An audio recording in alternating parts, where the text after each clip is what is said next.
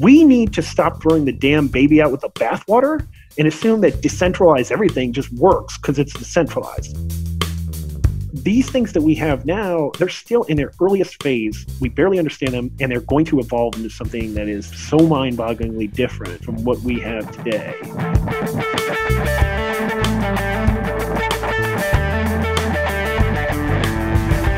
We have to look to each structure and abstract out the things that work and try to create new mitigation systems that solve the problems of the existing one. And when we make the next iteration, we stand on the shoulders of giants.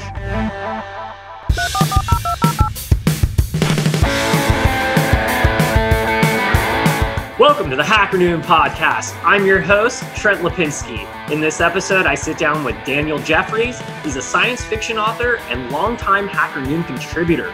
So this is an amazing episode if you want to learn more about cryptocurrency, as well as artificial intelligence and the philosophical implications of working with these technologies and what they mean to our future.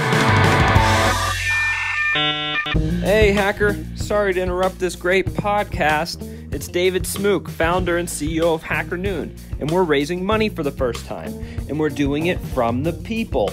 If you want to buy shares in Hacker Noon, visit hackernoonshares.com. Help us make the best place for tech professionals to publish.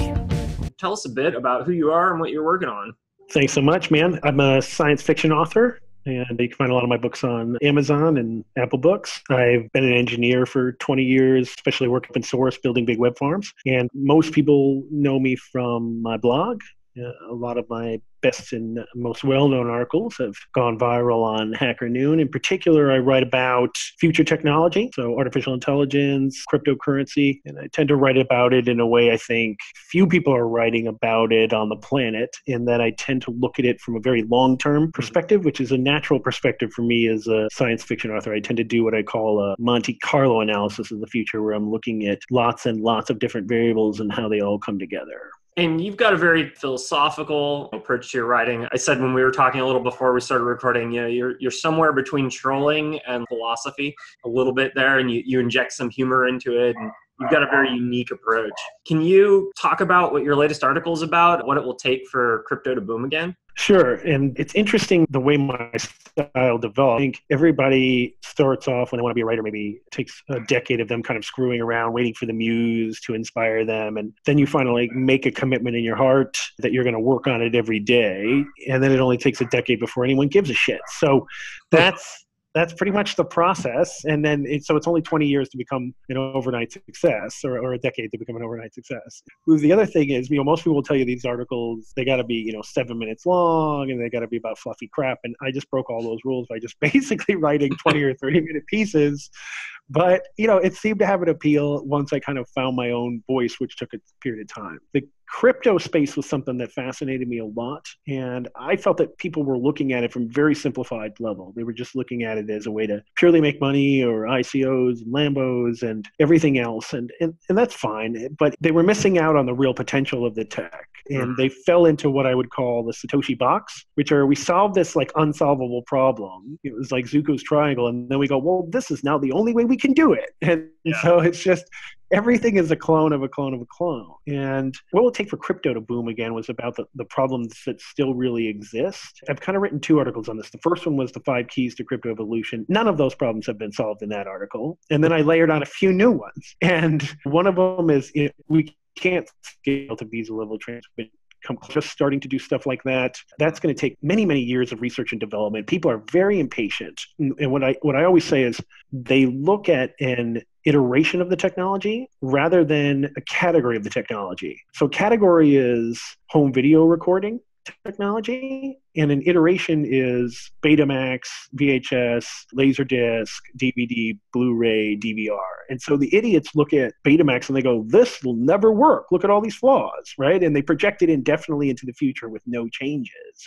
Yeah. And they don't realize that this is like, the whole point is the evolution. Mm-hmm. So we've got to scale better, got to have better usability. The way that these apps work is insane. Like, if you've ever tried to walk your mom through buying crypto, okay? Now I want you to imagine, if you can do it in less than 2 weeks, you're a freaking genius, right? So you're going to get her to get signed up on a centralized exchange, get a username and password that she remembers, get two-factor authentication set up, get her to wire money into the account, right? Get her to then buy crypto, then set up a local wallet, transfer the crypto out of there, and then load up an application that like gives you restaurant suggestions. Like what? Okay, like no. Okay, it's not going to work this way. It is just not. It's totally insane. And so we have to get beyond these types of credit interfaces. We have to solve these scaling issues. We have to build applications that are already do all the same things that the current crop of applications do, plus offer additional benefits. Mm-hmm. Like it has to be as good as Instagram plus do a bunch of new shit. That's how innovation happens. Or at least be equal to Instagram and then protect your privacy, or like have some additional benefit being a decentralized service or network. Right. And then what I really iterated on is a new thing that I'm sort of working for a stealth startup, a concept. And I think we have to start looking to the past and not just to the future. And when you look at DAOs, for instance, a decentralized autonomous organization, they're nowhere close to doing what they need to. They go, oh, it's a smart contract, and it sends out a couple of ether every time somebody does this brute force trigger. Companies have been evolving for 1,000 years. Mm-hmm. In hundreds of years, they've built structures to manage people, hire and fire people, incentivize people, get people going in the same direction, motivate people, create products and services, deal with logistics and supply chains. DAOs can't do religion. The hierarchy of a business structure comes like directly from the Catholic Church. That hierarchy that you have set up at the Catholic Church is almost identical to a hierarchy that you set up at any startup, or all the way from startups all the way up to like full enterprise corporations. Use almost identical hierarchies that you find in a church. That's where those ideas came from almost 2,000 plus years ago. Yeah, and also the Roman Empire, the societies, right? If you look back, even the Assyrians had like early contracts, and a lot of this about this concept of limited liability and shared risk. There's actually a great book on this called The Company, A History of a Revolutionary Idea. And you look back and you realize all of these concepts of limited liability that we take for granted, that you could have small investors buy a portion of a company and put in the risk. And if the ship sank going out on some crazy, risky mission, they couldn't take your family to jail, right? It's just that their risk was the ship and your risk was your capital. And so we crowdsourced risk, and that allowed us to start thinking about the future and building cool things. And then governance structures, rule of law, all these things took forever to develop. I mean, the Dutch East Indies Company and British East Indies Company, they pioneered global trade, bringing things from near and afar. They also pioneered monopolies and slavery and some other horrific shit. But, they actually was the British East Indies Company. We think companies have a lot of power now in our cyberpunk. We don't know shit. The British East Indies Company had an army that was double the size of the British Army, and they took over India. After 100 years, the British nationalized that army. So that's how powerful they were in the past. And they've evolved, right? If you look at something like John Jacob Astor was the first millionaire in the United States. He basically had about 85 million when he died, which is about 2.2 billion today. He had about 5 people working for him, okay, in his fur trading company. When Sears came along with the railroads, and the railroads changed everything, communications, they started shipping stuff all around the United States. They had a catalog that started with watches that turned into a 500-page catalog selling everything. They had thousands of people working for them. They pioneered automation and middle management and structures and logistics and supply chains. We need to stop throwing the damn baby out with the bathwater and assume that decentralized everything just works because it's decentralized. It's like that, I'm working on kind of a federated hybrid system now. Like if I can solve a couple of problems, like what I call the Equifax problem, okay? Equifax is one of 3 trusted central middlemen for like processing your credit card information. They lost half the information in the United States. There's no way to remove them from the chain. Okay, they are still there as a trusted entity, and they probably made money off of it, which is insane. So they got my data. I was part of the Equifax hack. It was someone tried to get in my bank accounts. Right. Someone tried to impersonate my identity. Right. It's a major problem. Right.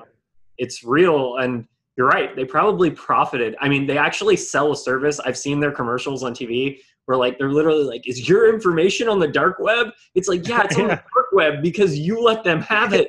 That's right. That's right.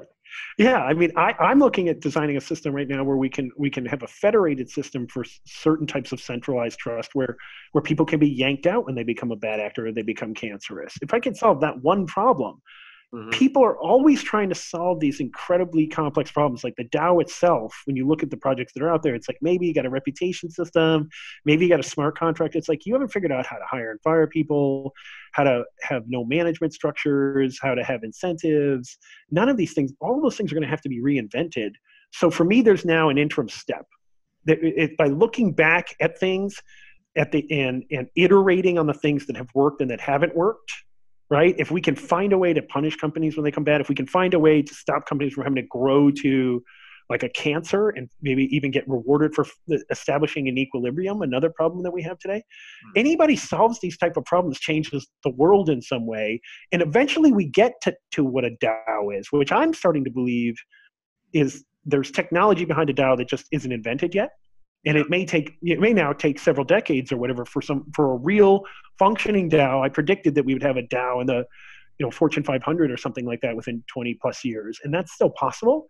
But I'm starting to feel like there's an artificial intelligence somewhere in there or a series of gamified governance structures or something that nobody is thinking about that's just not there. But it is not just, hey, we'll all work together in kumbaya and like no problem and like we're all the boss.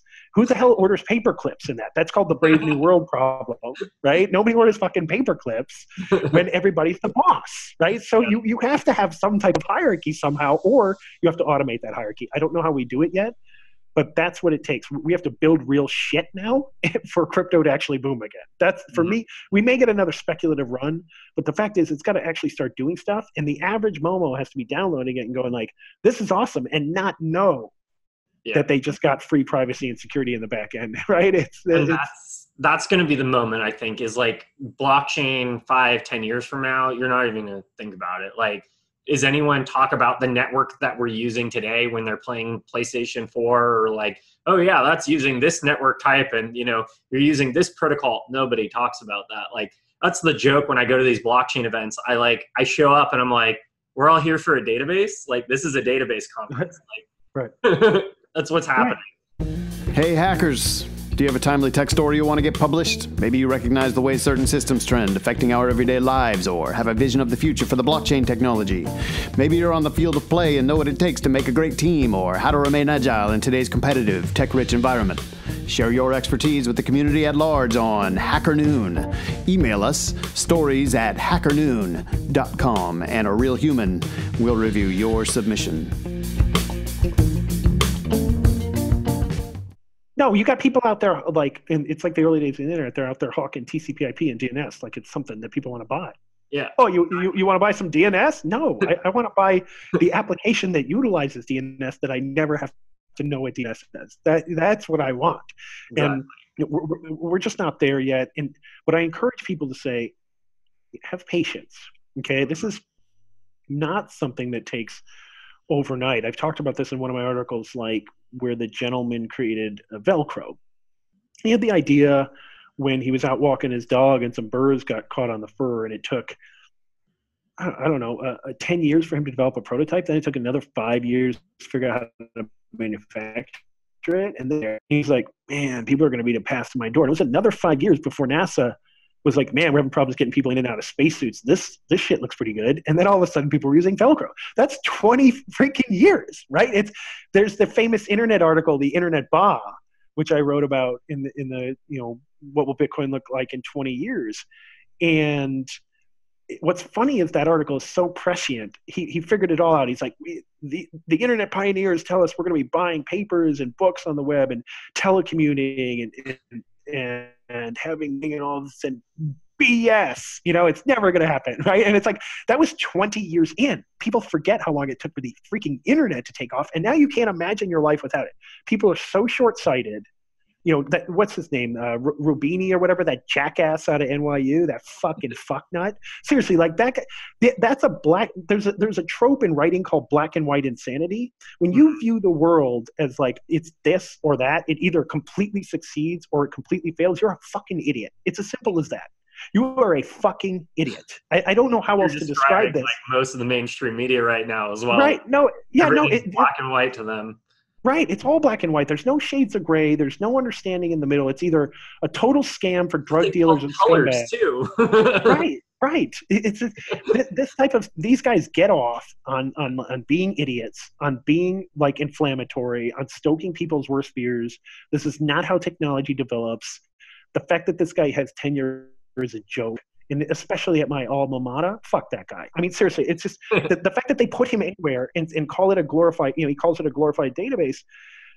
I know you were joking about it earlier, and in many ways it is funny to call it that, but like it's also a fundamental misunderstanding of the technology and what it offers, right? So in the crypto community, but when some jackass comes in without understanding jack shit about anything, right? And especially economics, like seriously, you're going to come to me with let's face it, the Austrians and the Keynesians don't know shit. You know why? Because it was based on shit from like the 1800s when we had analog statistics. We don't know shit about economics. Where we're going to know stuff about economics? When the freaking AIs are watching all the ships pulling out of the port and accurately counting them and all of the shipping containers on there. That's not when like random country issues a fake report on how much their GDP grew.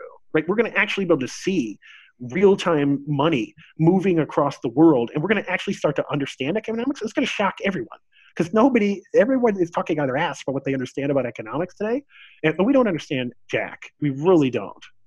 I think it's really important to establish that is when it comes down to economics, these are made-up systems. Like these are professors, these are guys working at Federal Reserve banks that are just coming up with mathematical theories and equations and saying, oh yeah, this is how it works. Right. But they're not actually, there's no science behind this. There's nothing like solid behind it. These are literally just someone's opinion of how they think economics work. But you're right. Once we have AI that actually is tracking all of this and we actually have the data in real time and we can actually do that analysis, once you start implementing these blockchains and actually start getting access to this data, when you've got functioning supply chain management and you have that running through a system where all this data is actually available, I think people are going to be really, really shocked with both how inefficient the world actually is, but yet equally how efficient it is at the same time, despite all those inefficiencies. Because, I mean, most things are duct taped together. That's kind of the reality of it. Yes. Like, these are systems that barely function and like a breeze can knock them over. It's like, it's crazy. Right. We rely on technologies that barely work today. The economics is caveman level shit right now. Listen, think about this.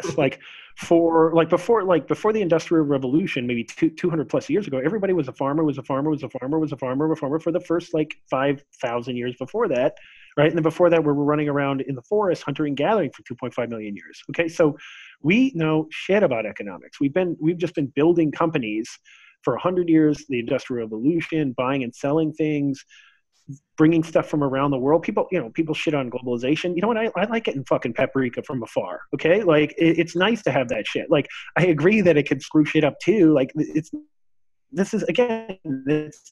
not black and white, right? It's like when here and it's sort of replaced by a giant, homogenous culture. There are real issues, but the real issue is not that I'm getting vegetables from a land that I would never be able to get it from here, right? I want vegetables year round. Vegetables are good. I'd like to eat them. So people buying and selling goods from afar go back to the Silk Roads. They go back to Persia. They go back to all this time. But this is really only hundreds of years, right? And before that, it was 1,000 years before that, it was very, very simplified, right? It was always sort of these military cultures that kind of spread out over the world. But these things that we have now, they're still in their earliest phase. We barely understand them, and they're going to evolve into something that is so mind-bogglingly different from what we have today.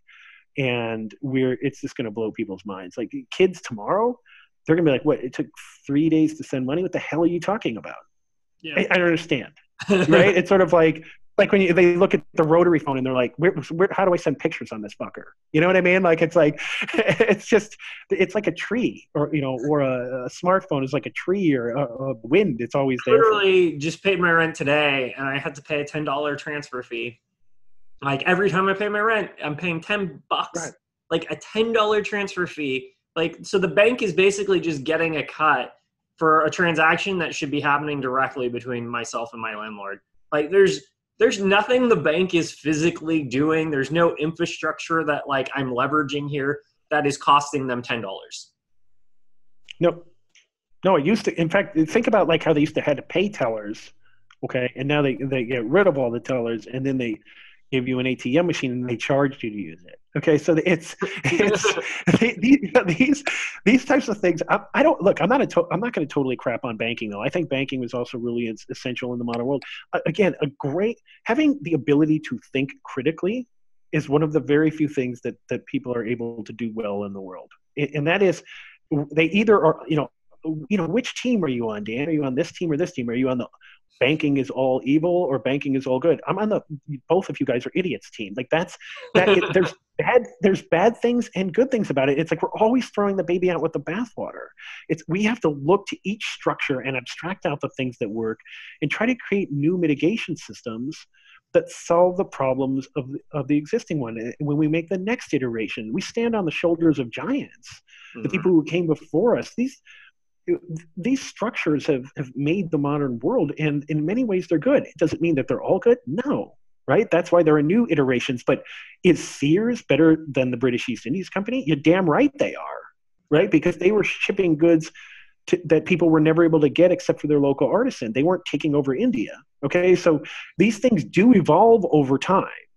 And if people would just wake up and take a look at each individual thing as both good and evil, right and wrong, is somewhere in between, and abstract out the things that work and leave the things on the cutting board that don't. And that's how you iterate a system. That's how you grow and learn.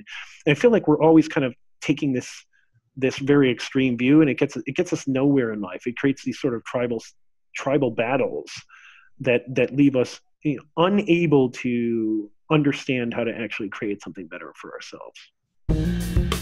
Heyo, you got a great tech story you want to get published? Maybe something about bots taking over Twitter or how Bitcoin actually works? Or maybe you just have a story about how to build a great software or a great team. Get your expertise published on Hacker Noon. Email us stories@hackernoon.com, and a real human will review your submission. Nope, I fully agree. And we live in a time of divide and conquer psychologically. We're constantly being bombarded with propaganda and all kinds of things to make us think that way. But the reality is it's, as you said, it's looking at both the good and the bad and figuring out how can we mitigate the bad and how can we leverage the good in all of these systems. Because I agree, I don't think banking's going anywhere. I think banks are actually going to be one of the acquirers of a lot of this blockchain technology. And they're going to implement a lot of these solutions because they have to, because it's competing with their bottom line and how they function. So the banks are still trusted entities for the vast majority of the world. So they're not going anywhere. They're going to leverage this technology, and we're going to get some of these freedoms, and we're going to get some of that privacy. We're going to get some of these advantages of decentralized networks through a bank. I think the best case scenario for me is that the decentralized systems, the fully decentralized platforms, boot up as a parallel economic operating system for the world before the centralized powers build their own surveillance, DRM, centralized choke point versions of this technology, which is coming regardless. I mean, people don't seem to understand that this is coming no matter what. It's already being built, no question about it. So these things are happening. The best bet is for the decentralized versions to take off and act as a check and balances on the worst and most egregious violations and screw-ups of the centralized versions. But they both will exist. Both will have their purposes. We'll have ad hoc banks with sort of local people that we trust. Banks will probably evolve into reputation systems. They'll have to work with other banks in the same way that open source changed the way that people did development, right? It's the kind of thing where in the past you would build an R&D department, build your brand spanking new program there, spend $50 bazillion, and then you put it out and open source would clone it. Nowadays, all of the projects start in open source. Everything that you think about, artificial intelligence, cloud, anything that you can think of, Docker, containers, the management of those containers, publishing, everything starts as open source. And now you have all these companies that are working as frenemies. For me, that's the way I see a lot of these systems going in the short term, is a federation where people are working as in a selfish way, but also in a selfless way. It's more like that John Nash equilibrium, where you have the old concepts of economics where everyone did everything that was good for themselves and nobody else. But the truth is that we find a balance somehow. It happens at an unconscious level, right? There's that famous scene where they're all in the bar and trying to figure out, how they're going to meet the girl. And if everybody goes for the one that they all like, then nobody wins. And then he realizes that it kind of has this thing where you start to balance out. It's like, well, maybe this time these two people hook up and these two people hook up, and then everyone kind of starts to find a mate, and not everybody succeeds and not everybody wins, but more people succeed and win. So we tend to do what's good for ourselves and for the system. And I think more and more we're going to start to go towards these federated systems, these systems where there are controls to rip bad actors out, where there's these hybrid systems between the old and the new. As long as we don't get the pure totalitarian versions, or that the totalitarian versions only exist in kind of the worst places in the world, those things I have nightmares about every day. And I want to make sure when I'm creating stuff, I try not to give the bad guys any ideas they don't already have, but they already have them. Right? They already have all these ideas, and they're already going to, if you think about things like if you have geolocation on the money and you just decide, well, this is a rebellious area, I'm going to turn off the geolocation, I'm going to turn off the money transactions in this area. These types of things, you could starve out a whole population. So all kinds of horrific, hideous things are coming, but I'm still very hopeful, bullish about the technology developing into something that people can use peer-to-peer and to enable all kinds of freedoms that we've never been able to have before. Eventually we'll corrupt it, just like we corrupt everything. Look at the internet, right? But the internet, I would argue, is a positive force still. You and I are having this podcast over the internet. Wikipedia is something that when you look at it, if somebody pitched that to you, you go, what this will never work, and it works. and it's awesome, and we buy books. Right. I mean, these types of things that, again, good and evil. And with any luck, we foster more of the good and less of the evil. Yeah. I mean, to me, it's the concept of as above, so below, which is kind of like one of the early Hermetic principles. And that's, this is how things actually work. There's a lot of people that don't realize that there actually are kind of some laws to our universe. I don't know if you subscribe to metaverse theory or multi-universe theory or anything like that, but there are some kind of laws that govern our interactions with each other, and also that govern just the interactions with the environment, from energy to frequencies to vibration. I'm talking more Tesla here now, but Sure. there's definitely, all these things are true, both on a micro level, whether we're talking something specific as banking and crypto, but also on a macro level of simply how humans interact with each other and interact with our environment around them. And all these concepts and all these principles, as you kind of started out this podcast, this stuff started in the past. These cycles have been playing themselves out, thousands of times for, possibly millions of years. And now we're just at this point where all this technology is becoming available to us at this one unique moment in time. And it's both horrifying and beautiful at the same time, because there's so much good that can come from it, but there's also so much evil that can also be, delivered because of these advanced systems. I mean, artificial intelligence, I would say, I can't predict what AI is going to do, because it's going to do what it's going to do. What are your thoughts on where we're heading with this artificial intelligence based on where the tech's at today and where you see it going?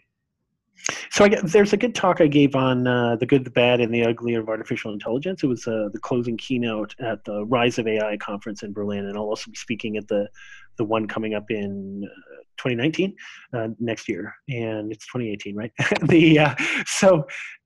What I talk about is I again getting back to a sort of gray area understanding where there's going to be both good and evil. Right? We already have AI doing some bad things, and it's actually not the bad things that everyone imagines. Sentencing algorithms come to mind. We've been using them for a decade to say, to recommend to judges who gets to get parole and who doesn't. Well, if I put an artificial intelligence, today's artificial intelligence, a deep learning system or something, to study the history of the American justice system, what am I going to find? right? Okay, like I'm going to just create the same biases and horrific thing. Let's just call it. We're going to send brown people and poor people to jail. That's what we're going to do. Okay, so and somebody who looks like me is probably going to get a different score, and that's unfair. So I worry more about the dumb humans behind artificial intelligence than I ever worry about super intelligence. Okay, we're not even close to creating consciousness. We have no freaking clue. We don't know where to start. We don't have the algorithms. We don't even know which algorithms to start designing. We have no idea what we're doing. These things are really neat when we can create pattern recognition systems and we can detect cancers better on the skin with visual recognition systems, and we can fly drones. But do not make the mistake that these are conscious systems. In fact, one of the things that I almost always lambast is that Nick Bostrom book. Sorry, guys, but I can't stand this book. Sorry, Elon Musk. That book sucks. That super intelligence book is ridiculous. It is a ridiculous scaremongering freak show of a book. I'm sorry, but it's garbage. Like one of the examples in there is a super intelligence that is tasked with making a paperclip factory efficient. And it decides to get so efficient that it turns all the known matter in the universe into paperclips. And people use this as a serious example. This is a ridiculous example, okay? I'm a pretty smart guy. I'm not a super intelligence, but I can tell you, if you task me with making a paperclip factory more intelligent, I'm just going to tell you to fuck off or I'm going to give it to somebody else. So no super intelligence is going to be doing this job, number one. Second of all, it's not going to decide to turn the entire universe into paperclips because that's super stupidity. So we can't even classify it as a super intelligence. We can classify it as a super psychotic, stupid machine. So these kinds of things are where like people are having this dialogue, and this dialogue is insane. We're not close to creating Terminators. I am more worried about a giant data mining, brute force, surveillance artificial intelligence that can track down protesters and journalists and put a bullet in their head than I am about like Terminators rising up and deciding like to exterminate the human race, which, by the way, like, we might be smarter when we're augmented with artificial intelligence. I actually think that the future is going to be centaurs. Most people don't understand not actual like fairyland centaurs, but most people don't know the history of Deep Blue and Kasparov. So after Kasparov lost to Deep Blue, he hosted another tournament the next year where you could enter as an AI human team, an AI only machine, or a human in a chess tournament. And the one that won was a 3-person team with a artificial intelligence, and it blew away the AI supercomputer. And they were working together. In my opinion, we're going to start working together more efficiently with the machines. You look at a company like Stitch Fix, where the machine gives them genetic iterations of different kind of clothing styles, but then the stylist is like, you know what, that's actually cool. I never thought of that, or this is garbage, go iterate something else. Or it knows how to do routing better, and it doesn't show people the things that aren't in the local factories when they come in. Or it does sentiment analysis when people type in their feelings about the clothes that they got. And it will go look at the lady's Pinterest and find a blue dress and say, oh, look, there's kind of something similar in the warehouse, and show that to the designers. To me, these types of things are where artificial intelligence is going to be best. When you think about something like lung cancer, which had like an 80 or 90% false positive rate, and they just did a Kaggle contest on that a year ago for $1 million to improve those algorithms. Yeah, I want it to be something where the tech is working in concert with an artificial intelligence to have a better chance of catching it, because it lowers the costs of the drugs, because the people who need them get them in time, and the people who don't take a drug they don't need. Don't take it. Exactly. So these are the types of things that to me are very exciting. It's going to be, again, both good and evil, but people are wasting time thinking about these doomsday scenarios and these artificial intelligence takes over the world. You and I are going to be long dead before that's even a reality. And if it's even a reality, and it's just a foolish one when we have real issues to deal with right now, and real good things that it can do right now. Yep. I'm excited for the day when the computer understands what I'm trying to do at any given moment and identifies it, and then assists me in accomplishing that task, or automates the task, or sees that, hey, you've done this more than 3 times. Maybe I can help you get it done faster the 4th time. Like, those to me, like, we haven't even gotten there yet. Like, we don't even have the software to be able to do that yet. I mean, we're in the early days of having the tech to be able to do that, but it hasn't been implemented on a consumer level yet. So like, once my operating system on my computer is aware of what I'm trying to accomplish and can help me do it, that'll be a really beneficial day, because that means I will be able to use a computer less. Yes. Which is, I as someone who runs a tech podcast, like, I can't wait until the day where I don't need to use a computer as much, because my neck hurts. Like, it's, ultimately, there's tasks that I'm performing on a weekly basis that should and could be automated. And I just don't have access to the algorithms or the technology to be able to create simple algorithms to be able to just do that automatically for me, because it's identified that, hey, you're going to release another episode of your podcast. Like, do you want us to initiate that sequence for you? Yes. Hey, you're editing this. Like, last time you edited this interview this way, would you like to use that same formula again? Like, those types of things are going to be so beneficial once we can actually implement this technology on that kind of a level. Where it goes from there, I can't tell you. Does it end up being a doomsday scenario? I don't know. But I am definitely looking forward to the day where my computer understands what I want from it. Rather than me having to constantly tell it what to do, it tells me, hey, here's a better way of doing this. And we're going to get better at these. Like right now, basically, the things are all about big data and these deep learning algorithms and these things that only big companies can implement. We're eventually going to develop algorithms that are one-shot learners that learn the way humans do. You don't take your kid out in the backyard and show him 1 million images of you're throwing the ball. Like, you throw him for 2 weeks and he figures out how to do it. Now, he may have an aptitude towards it and be better and go study over time, but he can figure that out. We're going to have algorithms that are open source that are able to kind of do these things without having to go feed everything back up to the big surveillance state in the cloud, right? We're going to have all of these things. And even now, you can start to see some of the tiny benefits, like in the new Gmail, where it starts to complete sentences for you. And it does a pretty good job a lot of the time of like, I just tab complete 3 words.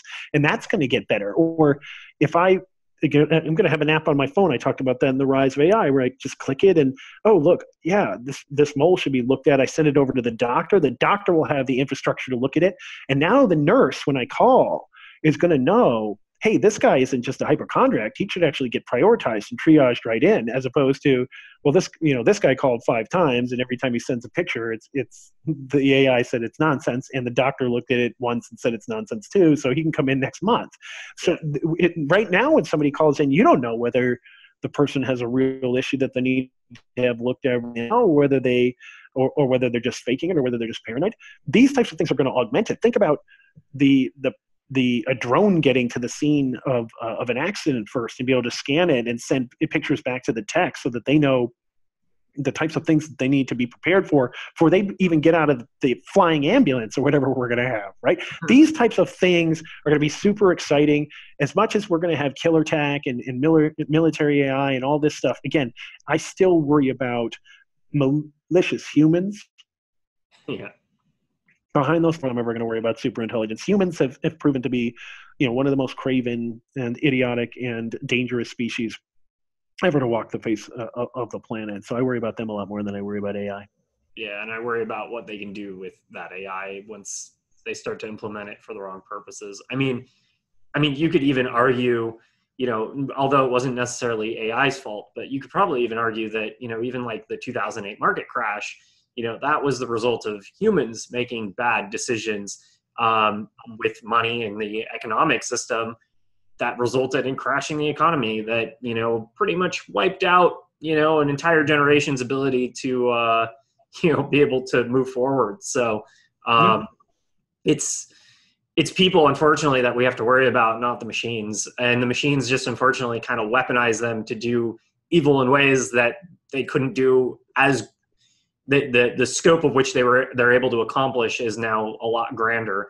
And we're seeing that, a little bit with like the censorship issues that are taking place right now with social media, Twitter, Facebook, right now, there's all these issues with, we should shut down Gab because there was like a shooting recently and, the guy happened to be on Gab. Well, he was on Twitter and Facebook as well. So there's all these calls from, the media to, oh, we need to shut down Gab. Well, are we going to shut down Facebook and Twitter because, this guy was using all 3 platforms? So, shutting down an entire platform because one person did something, horrible and insane doesn't really, it can't reflect the entire user base of an entire platform because one person did something evil. Yeah, I've never understood that mentality where it's sort of like, well, 5 kids watched a video game and went out and shot somebody, which is like a tangential cause at best. And it's like, well, yeah, but 300 million other people played video games and did not. Like, yeah. I don't know if you understand how basic probability and statistics work, but that, the argument doesn't make any sense. But we make these kind of arguments because humans are irrational. We're great at seeing these sort of like big flashy threats. It's like we're actually wired to see snakes better than anything else. Like, you can actually see a snake in a photo almost faster than anything else, even if it's not moving, because it killed so many of our ancestors. We love flashy threats, lightning, anything that we can simplify down. That's the essence of the big lie. And in politics, I don't do politics, but I do like the historical thinking behind these things, behind sort of totalitarianism or insanity that generally that comes to power. And when you look at these types of things, they once they happen, it's like this. It doesn't stop. But we're really bad at looking at threats that are much more real that happen over an extended period of time. That's why people don't exercise, or like they don't worry about eating crap and smoking every day, even though heart disease kills like 1 in 4 men. We spent like $4 gazillion, I think it's $4 trillion or whatever on fighting terrorism, which kills like 0.0001% of people, and 1 in 4 people die of heart disease, and we spend like $10 billion a year on that. Yeah. So humans are terrible at understanding actual risk and putting the money behind that risk, because probability is weird and mathematics and statistics are weird, but big flashy threats are easy to identify. So it's easier to think of the Nick Bostrom's paperclip monster than it is to worry about sentencing algorithms. So Daniel, can you tell us when you've had to hack something in your life? After all, this is the Hacker Noon podcast. You've been writing for Hacker Noon for a while. So what is one of your hacks? So I think in the very early grade school days, a friend and I hacked the teacher's computer to display obnoxious messages and lock her out on the screen. And this was I won't even tell you the model of the computer at this point because it'll really date me. And then I'll also sort of sidestep this and say that I spent a lot of time hacking my mind and trying to understand how it works and try to understand all the biases that humans have, all the inner weaknesses and dark spots that we have, so that I can think more clearly, make better decisions, and see farther into the distance than most folks, without getting wrapped up in my own sort of predilections. I'm particularly good at stepping outside of myself. Not in my personal life. I particularly suck at that. But when I'm looking at a big problem and I'm trying to understand a system, I can zoom in and take a look at it from a conservative perspective, a libertarian perspective, a liberal perspective, everyone's perspective. I can go look at it. I can see the plus and minuses on all sides. I can see the advantages and disadvantages. And I think that's one of the, if anyone wants to spend time hacking anything, spend time hacking your mind, spend time learning how to think critically. It's one of the fastest dying skills in the universe and one of the most useful. We've actually got an episode coming up soon that you might be interested in. It's on ego hacking with Casey Fenton. Okay. He's the guy who founded Couchsurfing. Definitely recommend that episode. It awesome. Should be out before your episode gets released. So if anyone's listening, you can go find that on the podcast as well, because it should be out awesome. by the time this episode's out. So, I'd love to get your final thoughts before we wrap up here. I'm just excited to have done the show. Hacker Noon's been tremendous for my sort of personal growth. David and I worked together in the very early days when it was, I think, magazine number 150 in terms of popularity, and so I've been writing for it a long time, and it's always delivered kind of tremendous things. If people are interested, they can always find me there directly on Medium. I've got about 50,000 followers. You can find my science fiction on Amazon. People can follow me on Twitter at Dan_Jeffries1. Do not go to Dan_Jeffries, because that fellow gets a lot of my traffic, and he is a German toad sexual genetics researcher. I swear to God. So he and I have had some funny back and forth. So does Dan _Jeffries1. And then, of course, my Patreon is how I kind of keep a lot of this going for folks. So I always appreciate when people check me out there. Awesome. Well, thank you for contributing to Hacker Noon. It's awesome to have a major contributor finally on the show. And it was awesome having you on the podcast. So thank you for doing this. Thanks so much, man. I appreciate you having me on. This concludes another episode of the Hacker Noon podcast. I'm your host, Trent Lapinski. Please don't forget to subscribe to us on iTunes and YouTube and follow us on social media. You can also find us at hackernoon.com and podcast.hackernoon.com for more episodes. Thank you for listening.